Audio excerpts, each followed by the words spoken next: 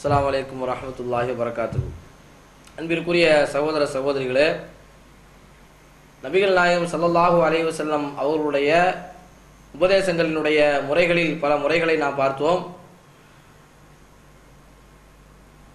அந்த முறைகளில் ஒரு சில முறைகளைத்தான் நாம் பார்த்திருக்கிறோம். இன்னும் சில முறைகள் இருக்கிறது. ரசூலுல்லாஹி ஸல்லல்லாஹு அலைஹி வஸல்லம் அவருடைய உபதேசங்களுடைய முறைகளிலே ஒரு முறை என்னவென்றால், எதை நபிகள் நாயகம் ஸல்லல்லாஹு அலைஹி வஸல்லம் அவர்கள் சகாபாக்களுக்கு சொல்கிறார்களோ அதை முதலில் தன்னுடைய வாழ்க்கையிலே அமல்படுத்துவார்கள். இது ரசூலுல்லாஹ்வுடைய உபதேசத்தினுடைய ஒரு முறை. எதை சகாபாக்களுக்கு முதலிலே சொல்கிறார்களோ அதை ரசூலுல்லாஹி ஸல்லல்லாஹு அலைஹி வஸல்லம் தன்னுடைய வாழ்நாளில் முதலில் அமல்படுத்துவார்கள். உதாரணத்திற்கு சொல்வதாக இருந்தால், புஇஸ்து லிஉதம்மிம மகாரிமுல் அக்லாக் என்று நபிகள் நாயகம் ஸல்லல்லாஹு அலைஹி வஸல்லம் சொல்லுகிறார்கள். அதாவது நற்குணங்களை பரிபூர்ணப்படுத்துவதற்காகத்தான் நான் இந்த உலகத்திலே நபியாக அனுப்பப்பட்டிருக்கிறேன் என்று ரசூலுல்லாஹி ஸல்லல்லாஹு அலைஹி வஸல்லம் அவர்கள் சொல்லி காட்டுகிறார்கள். நற்குணங்களை மக்களுக்கு மத்தியிலே பிரபலப்படுத்துவதற்காக பரிபூர்ணப்படுத்துவதற்காகத்தான் நான் வந்திருக்கிறேன் என்று சொன்ன ரசூலுல்லாஹி ஸல்லல்லாஹு அலைஹி வஸல்லம் அவர்கள் அதற்கு முன்னால் சொல்வதற்கு முன்னால் நற்குணமுடையவராக ரசூலுல்லாஹி ஸல்லல்லாஹு அலைஹி வஸல்லம் இருந்திருக்கிறார்கள். ரசூலுல்லாஹி ஸல்லல்லாஹு அலைஹி வஸல்லம் அவர்கள் எப்பொழுதுமே அருவருக்கத்தக்க அடிப்படையிலோ ஆபாசமாகவோ பேசியது கிடையாது என்று நபிகள் நாயகம் ஸல்லல்லாஹு அலைஹி வஸல்லம் அவர்களை பற்றி சொல்லப்படுகிறது. ஆயிஷா ரலியல்லாஹு அன்ஹா சொல்கிறார்கள், ரசூலுல்லாஹி ஸல்லல்லாஹு அலைஹி வஸல்லம் பேசுகின்ற பொழுது ஆபாசமாக பேச மாட்டார்கள், அருவருக்கத்தக்க அடிப்படையில் பேச மாட்டார்கள், நடக்கவும் மாட்டார்கள். அதுபோன்று குர்ஆன் எப்படி நடக்க வேண்டும் என்று சொல்லியிருக்கிறதோ அதுபோன்று ரசூலுல்லாஹ் தன்னுடைய வாழ்க்கையை அமைத்திருக்கிறார்கள். ஆக எதை சகாபாக்களுக்கு ரசூலுல்லாஹி ஸல்லல்லாஹு அலைஹி வஸல்லம் சொல்லி காட்டுகிறார்களோ அப்படி சொல்வதற்கு முன்னால் நபிகள் நாயகம் ஸல்லல்லாஹு அலைஹி வஸல்லம் அவர்கள் அந்த நற்குணங்களை தன்னுடைய வாழ்க்கையிலே அமல்படுத்தி இருப்பார்கள். அதற்கு பிறகுதான் சகாபாக்களிடத்திலே சொல்வார்கள். இது ரசூலுல்லாஹ்வுடைய முறைகளில், உபதேசத்தினுடைய முறைகளில் ஒரு முறையாக இருந்திருக்கிறது. அதுபோன்று அஹ்ஸாப் என்ற ஒரு யுத்தம், ஹிஜ்ரி 4ஆம் ஆண்டு நடக்கின்ற ஒரு போர், அகல் போர் என்று சொல்லப்படுகின்ற ஒரு போர். அந்த போரிலே நபிகள் நாயகம் ஸல்லல்லாஹு அலைஹி வஸல்லம் அவர்களும் சகாபாக்களும் எதிரிகளிடமிருந்து தற்காத்துக் கொள்வதற்காக மதீனாவினுடைய ஒரு பகுதியில அகல் தோண்டுகிறார்கள், பிரம்மாண்டமான ஒரு குழியை தோண்டுகிறார்கள். இன்றைக்கு இருக்கக்கூடிய தலைவர்களை பார்த்தால் தொண்டர்களிடத்திலே கட்டளையிட்டு விட்டு தலைவர்கள் சொகுசாக இருப்பார்கள். ஆனால் நபிகள் நாயகம் ஸல்லல்லாஹு அலைஹி வஸல்லம் அவர்கள் ரஹ்மத்துல் லில் ஆலமீன், அகிலத்தார்களுக்கெல்லாம் அருட்கொடை, அந்த ரசூலுல்லாஹி ஸல்லல்லாஹு அலைஹி வஸல்லம் குழி தோண்டுகின்ற அந்த சகாபாக்களோடு சேர்ந்து ரசூலுல்லாஹி ஸல்லல்லாஹு அலைஹி வஸல்லம் அவர்கள் குழி தோண்டுகிறார்கள். ஆக சகாபாக்களுக்கு சொல்வதற்கு முன்னால் எதை ரசூலுல்லாஹி ஸல்லல்லாஹு அலைஹி வஸல்லம் அவர்கள் சொன்னார்களோ அதை சொல்வதற்கு முன்னால் வேலையில் இறங்கி இருக்கிறார்கள், தன்னுடைய வாழ்க்கையில நடைமுறைப்படுத்தி இருக்கிறார்கள். இது ரசூலுல்லாஹ்வுடைய முறை. ஒரு தடவை அந்த அகல் போரில ரசூலுல்லாஹி ஸல்லல்லாஹு அலைஹி வஸல்லம் அவர்களும் சகாபாக்களும் குழி தோண்டி கொண்டிருக்கின்ற அந்த நேரத்தில் ஒரு பிரம்மாண்டமான ஒரு பாறாங்கல் வருகிறது. அதை சகாபாக்களால் உடைக்க முடியவில்லை. அப்பொழுது சகாபாக்கள் ரசூலுல்லாஹ் இடத்துல வந்து சொல்லி காட்டுகிறார்கள், அல்லாஹ்வுடைய தூதரே, பிரம்மாண்டமான ஒரு கல் இருக்கிறது, அதை எங்களால் உடைக்க முடியவில்லை, நீங்கள் வந்து உடைத்து தாருங்கள் என்று ரசூலுல்லாஹ் இடத்திலே கேட்கின்ற பொழுது ரசூலுல்லாஹி ஸல்லல்லாஹு அலைஹி வஸல்லம் அவர்கள் பிக்காசை எடுத்து ஓங்கி அந்த கல்லை உடைக்கிறார்கள். அந்த கல் சுக்குநூறாக போகிறது. அப்பொழுதுதான் நபிகள் நாயகம் ஸல்லல்லாஹு அலைஹி வஸல்லம் சொன்னார்கள், இந்த நேரத்தில் ரோம பாரசீகர்களுடைய அந்த ஆட்சி வீழ்வதை நான் பார்த்து கொண்டிருக்கிறேன் என்று நபிகள் நாயகம் ஸல்லல்லாஹு அலைஹி வஸல்லம் சொல்லி காட்டுகிறார்கள். அதுபோன்று இன்னொரு போர் சமயத்தில் நபிகள் நாயகம் ஸல்லல்லாஹு அலைஹி வஸல்லம் அவர்களும் சகாபாக்களும் இருக்கின்ற பொழுது ஒரு இடத்துல தங்குகிறார்கள். அப்பொழுது நபிகள் நாயகம் ஸல்லல்லாஹு அலைஹி வஸல்லம் அவர்கள் சகாபாக்களோடு சேர்ந்து விறகு பொறுக்க செல்கிறார்கள். அப்பொழுது சகாபாக்கள் சொல்கிறார், அல்லாஹ்வுடைய தூதரே, நீங்கள் அமருங்கள், நாங்கள் சென்று விறகு பொறுக்கி கொண்டு வருகிறோம் என்று சொல்கின்ற அந்த நேரத்தில் நானும் உங்களிலே ஒருவனாக இருக்க வேண்டும் என்று விரும்புகிறேன் என்று ரசூலுல்லாஹி ஸல்லல்லாஹு அலைஹி வஸல்லம் அவர்கள் சொல்லி காட்டுகிறார். இதற்கெல்லாம் பல்வேறு விதமான உதாரணங்களை சொல்லிக்கொண்டே செல்லலாம், அவ்வளவு சம்பவங்கள் இருக்கிறது. ஆக இதுவும் ரசூலுல்லாஹ்வுடைய உபதேசத்திலே ஒரு முறையாக இருந்திருக்கிறது. எதை சகாபாக்களுக்கு மத்தியிலே நபிகள் நாயகம் ஸல்லல்லாஹு அலைஹி வஸல்லம் அவர்கள் சொல்வார்களோ அதற்கு முன்னால் நபிகள் நாயகம் ஸல்லல்லாஹு அலைஹி வஸல்லம் அவர்கள் தன்னுடைய வாழ்க்கையிலே அதை நடைமுறைப்படுத்தி இருப்பார்கள். அதைத்தான் சகாபாக்களுக்கு மத்தியிலே ரசூலுல்லாஹி ஸல்லல்லாஹு அலைஹி வஸல்லம் அவர்கள் சொல்வார்கள். இது ரசூலுல்லாஹ்வுடைய உபதேசங்களினுடைய முறைகளிலே ஒரு முறையாக இருந்திருக்கிறது. அதுபோன்று நாம் ஏற்கனவே சொல்லியது போல் சில முக்கியமான விஷயமாக இருந்தால் நபிகள் நாயகம் ஸல்லல்லாஹு அலைஹி வஸல்லம் அவர்களே அதை திரும்ப திரும்ப சொல்வார்கள் என்று சொல்லி இருக்கிறோம். அதிலே ஒன்று விடுபட்ட ஒரு செய்தி என்னவென்றால், 3 தடவை நபிகள் நாயகம் ஸல்லல்லாஹு அலைஹி வஸல்லம் அவர்கள் சொன்ன விஷயங்களிலே ஒன்று, முஆத் இப்னு ஜபல் ரலியல்லாஹு அன்ஹு ரசூலுல்லாஹ்வுடைய வாகனத்திற்கு பின்னால் இருக்கிறார்கள், ரசூலுல்லாஹ்வுக்கு பின்னால் இருக்கிறார்கள். அப்பொழுது நபிகள் நாயகம் ஸல்லல்லாஹு அலைஹி வஸல்லம் அவர்கள் முஆதை கூப்பிடுகிறார்கள், யா முஆத் இப்னு ஜபல் என்று அழைக்கிறார்கள். அப்பொழுது அந்த முஆத் இப்னு ஜபல் ரலியல்லாஹு அன்ஹு அவர்கள் சொல்கிறார்கள், லப்பைக்க யா ரசூலல்லாஹ் வ சஅதை, அல்லாஹ்வுடைய தூதரே இதோ நான் இருக்கிறேன், உங்களுடைய அழைப்புக்கு பதிலளித்து விட்டேன் என்று சொல்கிறார்கள். ரசூலுல்லாஹி ஸல்லல்லாஹு அலைஹி வஸல்லம் அவரிடத்திலே அந்த முஆத் இப்னு ஜபல் இடத்திலே அழைத்து கூப்பிடுகின்ற அந்த நேரத்திலே அவர் பதிலளித்து விட்டார். இருந்தாலும் ரசூலுல்லாஹி ஸல்லல்லாஹு அலைஹி வஸல்லம் அமைதியாக இருக்கிறார்கள். திரும்பி கொஞ்ச நேரம் சென்றதற்கு பிறகு திருப்பி ரசூலுல்லாஹ் அழைக்கிறார்கள், யா முஆத் இப்னு ஜபல், முஆத் இப்னு ஜபலே என்று அழைக்கிறார்கள். திரும்பவும் அந்த நபி தோழர் இது போன்று சொல்கிறார், லப்பைக் யா ரசூலல்லாஹ் வ சஅதைக், அல்லாஹ்வுடைய தூதரே நான் பதிலளித்து விட்டேன், இதோ நான் ஆஜராகி விட்டேன் என்று சொல்கிறார்கள். இது போன்று நபிகள் நாயகம் ஸல்லல்லாஹு அலைஹி வஸல்லம் 3 தடவை அவரை அழைத்து விட்டு அதற்கு பிறகு நபிகள் நாயகம் ஸல்லல்லாஹு அலைஹி வஸல்லம் அவர்கள் மிக முக்கியமான விஷயத்தை சொல்லி காட்டுகிறார்கள். என்னவென்றால், மாபின் அஹதின் யஷ்ஹது அல்லா இலாஹ இல்லல்லாஹ் வ அன்ன முஹம்மதன் ரசூலுல்லாஹ் சிதுகன் மின் கல்பிஹி இல்லா ஹர்ரமஹுல்லாஹு அலன்னார். யார் ஒருவர் வணக்கத்திற்கு தகுதியானவன் அல்லாஹ்வை தவிர வேறு கடவுளே இல்லை என்று சாட்சி சொல்லிவிட்டு அல்லாஹ்வுடைய தூதராக இந்த முகமது இருக்கிறார் என்று உள்ளத்தால் நம்பி இருக்கிறானோ அவனுக்கு அல்லாஹு தஆலா நரகத்தை ஹராமாக்கி விடுகின்றான் என்று நபிகள் நாயகம் ஸல்லல்லாஹு அலைஹி வஸல்லம் இந்த விஷயத்தை சொன்னவுடன் முஆத் இப்னு ஜபல் ரசூலுல்லாஹ்விடத்தில் கேட்கிறார்கள், அல்லாஹ்வுடைய தூதரே இதை நான் மக்களிடத்தில் அறிவித்து விடட்டுமா என்று கேட்கிறார்கள்.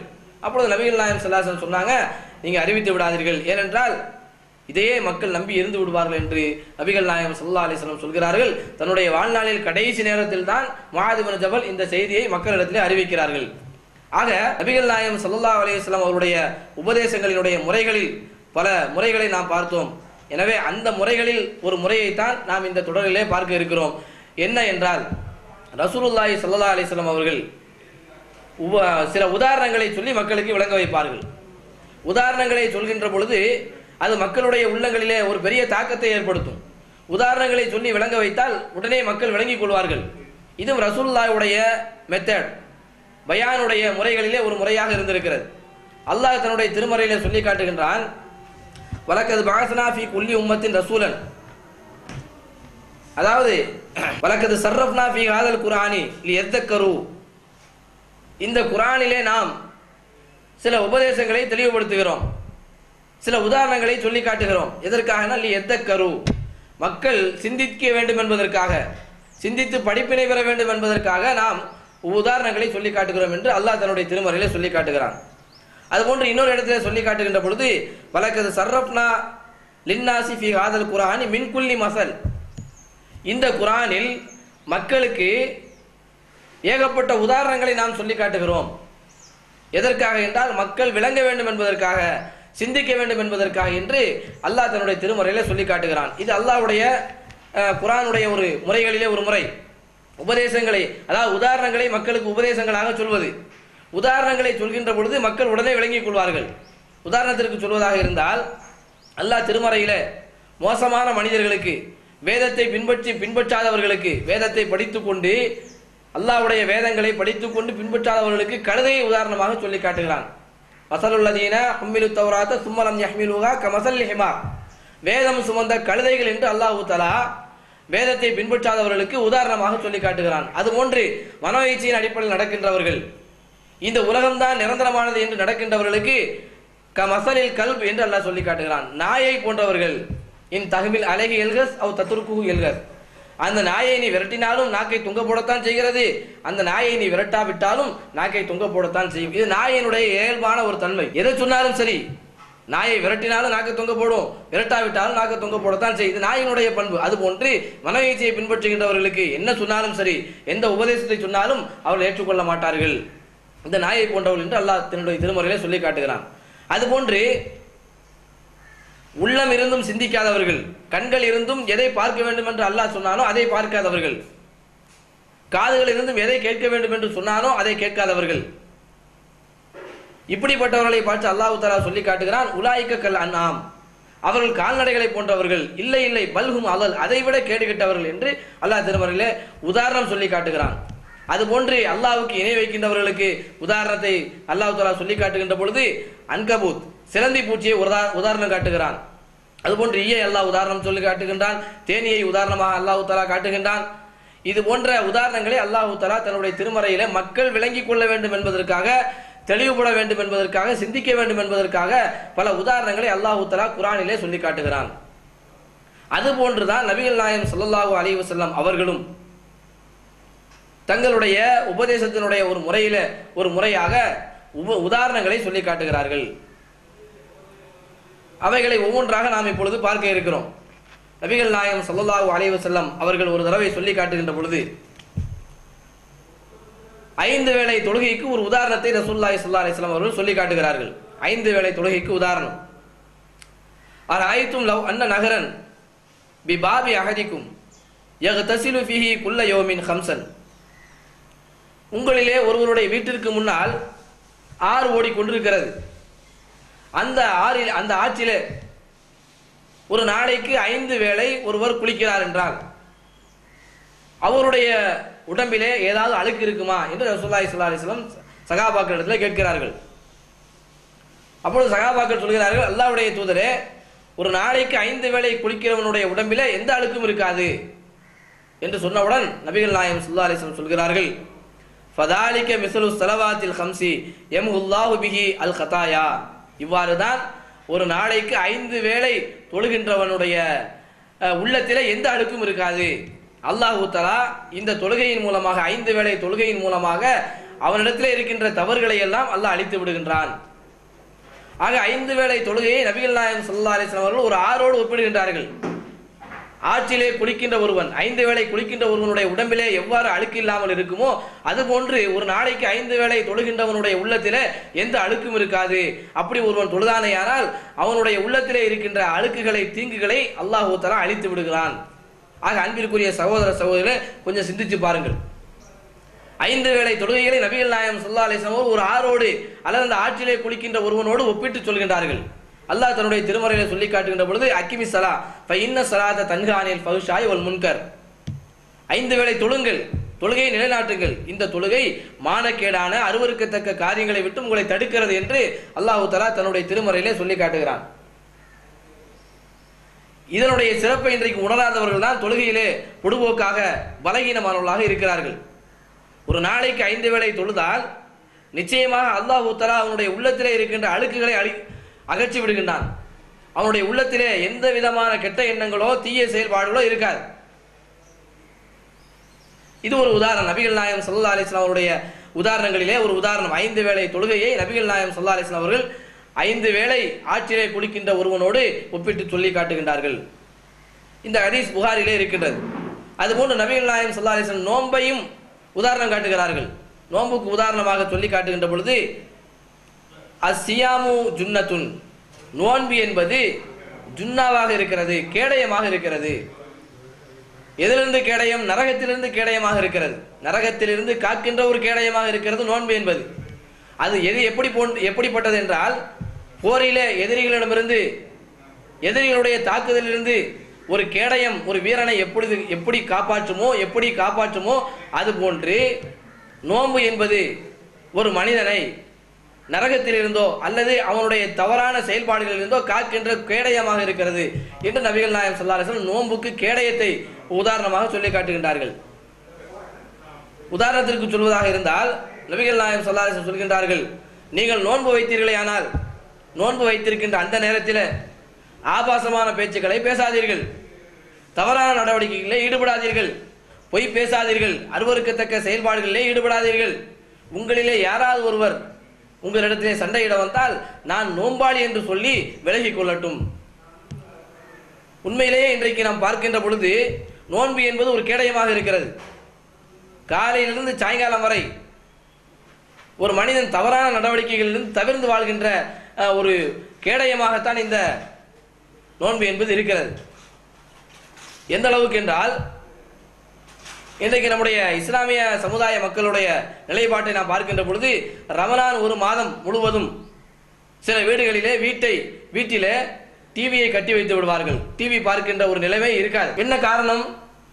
ரமலானிலாவது நாம் ஈடுபாட்டோடு தொழுகையிலே ஈடுபடுவோம், குரான் ஓதுவோம், திக்ருகள் செய்வோம் என்ற எண்ணத்திற்காக, என்ற நிலைப்பாட்டிற்காக டிவியை ஒதுக்கி வைத்து விடுவார்கள். அதுபோன்று சிகரெட் குடிக்கின்றவர்கள் காலையிலிருந்து சாயங்காலம் வரை அந்த சிகரெட்டை அருந்தாமல் இருக்கின்ற ஒரு காட்சியை நாம் பார்க்கிறோம். இது போன்று சாதாரண நாட்களிலே, சாதாரண மாதங்களில் என்னென்ன தவறுகளை எல்லாம் செய்வார்களோ அந்த தவறுகளை எல்லாம் ரமலான் மாதத்திலே செய்யாத மக்களை நாம் பார்க்கிறோம். ஆக உண்மையிலேயே இந்த நோன்பு என்பது ஒரு மனிதனுடைய தவறான நடவடிக்கைகளுக்கு செயல்பாடுகளுக்கு ஒரு கேடயமாக இருக்கிறது. ஒரு வீரனை போரில எதிரிகளுடைய தாக்குதலிலிருந்து ஒரு கேடயம் எவ்வாறு காப்பாற்றுமோ பாதுகாக்குமோ அது போன்று இந்த நோன்பு என்பது ஒரு மனிதனுடைய தவறான நடவடிக்கைகளிலிருந்து காக்கின்ற ஒரு கேடயமாக இருக்கிறது என்பதை நபிகள் நாயகம் ஸல்லல்லாஹு அலைஹி வஸல்லம் அவர்கள் நோன்புக்கு கேடயத்தை உதாரணமாக சொல்லி காட்டுகிறார்கள். அதுபோன்று நபிகள் நாயகம் ஸல்லல்லாஹு அலைஹி வஸல்லம் அவர்கள் சொல்லி காட்டுகின்ற பொழுது இன்னொரு உதாரணம், இன்னல்லதி லைஸ ஃபீ ஜௌஃபிஹி ஷைஉன் மினல் குர்ஆனி கல் பைத்தில் ஹரிபி. அதாவது எவனுடைய